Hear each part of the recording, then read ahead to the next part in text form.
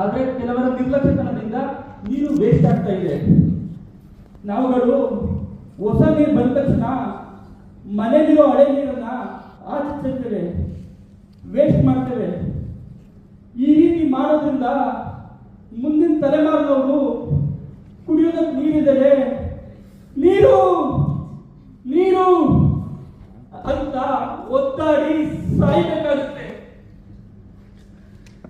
ನಮ್ಮ ಅಜ್ಜನ ಕಾಲದಲ್ಲಿ ನೀರು ನೋಡೋದಕ್ಕೆ ಕೆರೆ ಕಟ್ಟೆಗಳ ಸಿಕ್ಕಿತ್ತು. ನಮ್ಮ ಕಾಲದಲ್ಲಿ ನೀರು ನೋಡೋದಕ್ಕೆ ಬಾಟಲ್ ರೂಪದಲ್ಲಿ, ಬಿಸ್ಲೇರಿ ಬಾಟಲ್ ರೂಪದಲ್ಲಿ ಸಿಗ್ತಾ ಇದೆ. ನಮ್ಮ ಮಕ್ಕಳ ಕಾಲಕ್ಕೆ ಅಂದ್ರೆ ಮುಂದಿನ ತಲೆಮಾರಿನ ಕಾಲಕ್ಕೆ ನೀರು ಕಣ್ಣಲ್ಲಿ ಮಾತ್ರ, ಅದು ಕಣ್ಣೀರಾಗಿ.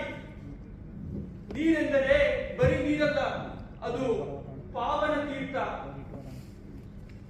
ಮಳೆ ನೀರನ್ನು ಮಾಡಿದರೆ ವ್ಯರ್ಥ, ನಮ್ಮ ಬದುಕಿಗೆ ಎಲ್ಲಿದೆ ಅರ್ಥ?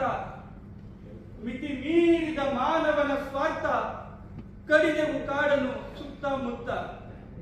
ಪ್ರಾಣಿ ಪಕ್ಷಿಗಳು ಹೋದವು ಎತ್ತ, ಬದಲಾಗಬೇಕಿದೆ ಮಾನವನ ಅಭಿವೃದ್ಧಿಯ ಪಥ.